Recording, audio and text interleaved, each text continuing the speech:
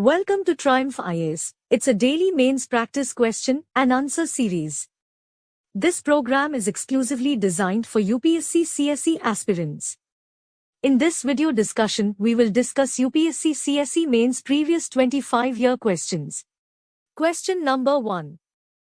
In what way microwatershed development projects help in water conservation in drought-prone and semi-arid regions of India? Let's start with the introduction of the answer. Watershed is a geographical unit with a common natural drainage outlet. The scope of microwatershed is up to 500 ha. According to a recent World Bank report, the rising demand for water along with further increase in population and economic growth can result in about half the demand for water in India being unmet by 2030. The main body of the answer should be Number 1.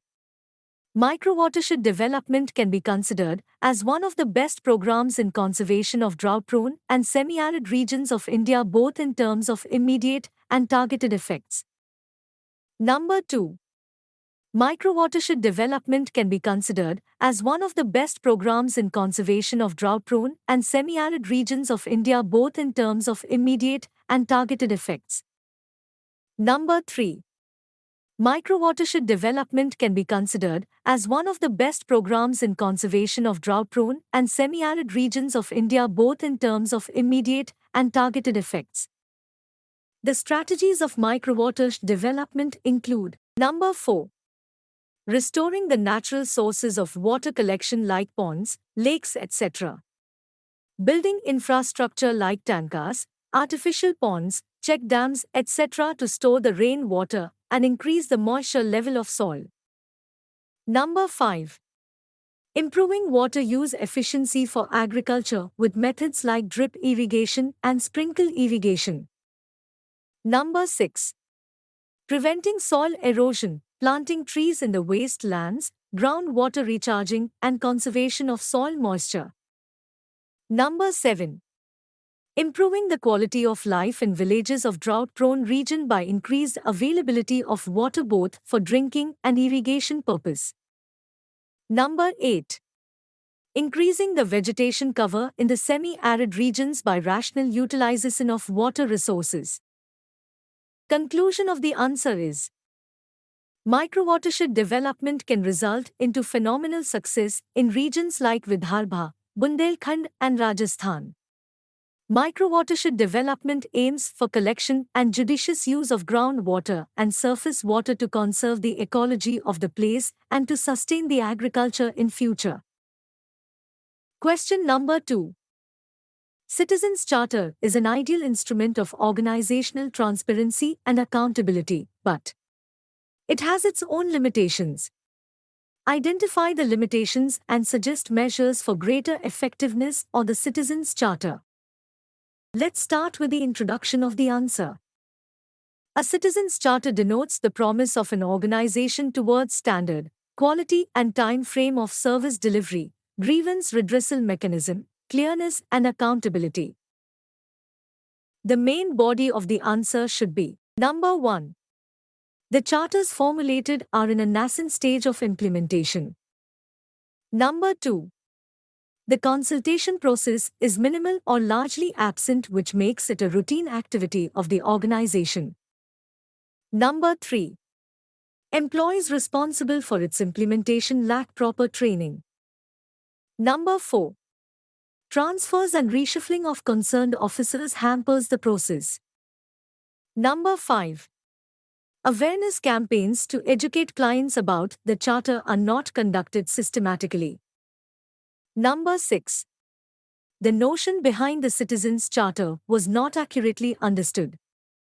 Number 7.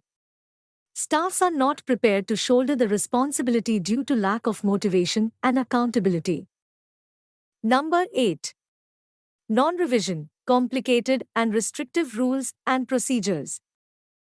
Suggested measures for greater effectiveness of the Citizens' Charter. There is high uneven distribution of citizens' charters across states.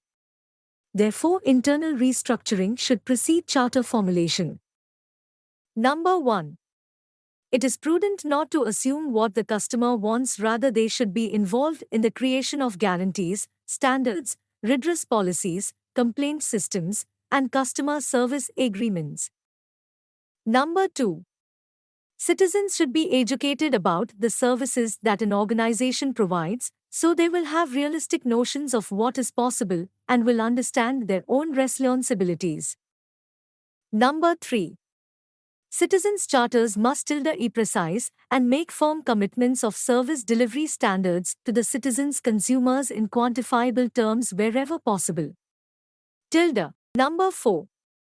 Citizens' charter should clearly mention redressal mechanism in case of default. Number 5. Systematic monitoring and review of citizens' charters is necessary even after they are approved and placed in the public domain. Number 6. The heads of agencies or earlier designated senior officials should be made accountable for their respective citizens' charters. Conclusion of the answer is: therefore, based citizens' charters are to be drawn up with care and concern so as to allow the service seekers to avail the services of the government departments with minimum. Question number 3. Livestock rearing has a big potential for providing non-farm employment and income in rural areas. Discuss suggesting suitable measures to promote these sectors in India. Let's start with the introduction of the answer. The rural economy was dependent on agriculture and allied sectors such as poultry, dairy and others. The sectors provides gainful employment to a large number of youngsters from rural areas. Main body of the answer should be: number 1. Agriculture industry contributes 17% of India's total GDP, out of which the 27% comes from animal husbandry, and overall, the dairy, poultry and aqua industries contribute 4.4% to the nation's GDP. Number 2.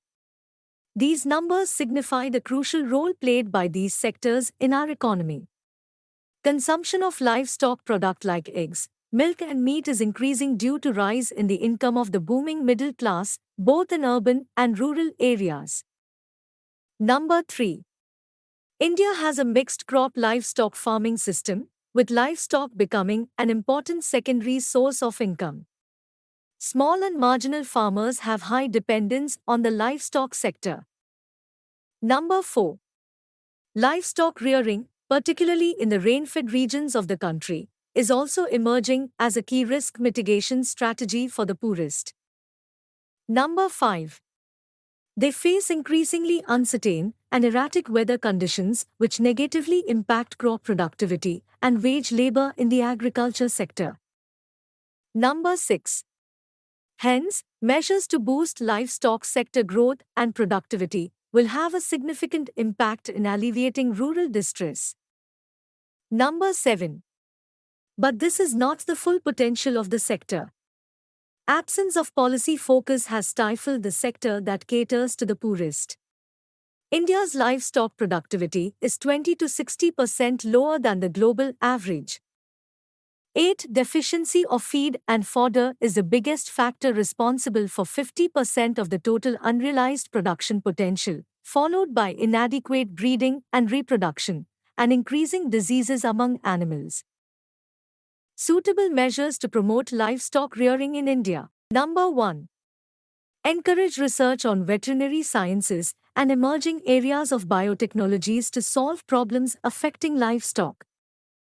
Number 2.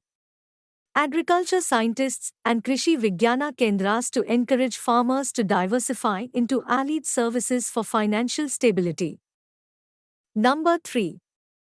Need to systematic conservation, genetic improvement and sustainable utilization of indigenous livestock breeds. Number 4. Adoption of livestock-related technologies. Number 5. Development of value chains, market infrastructure, and quality and safety mechanisms is also seen as ways to make livestock rearing profitable. Number 6. Attention towards improving breeds, use of best production and Number 7. Management practices and developing a dependable health cover should be accorded priority. The extent to which the proper potential of livestock can be harnessed would depend on how technology, institutions, policies, and financial support address the constraints of the sector. The number-driven growth in livestock production may not sustain in the long run due to its increasing stress on the limited natural resources. Conclusion of the answer is: the future growth has to come from improvements in technology and service delivery systems leading to accelerated productivity, processing, and marketing.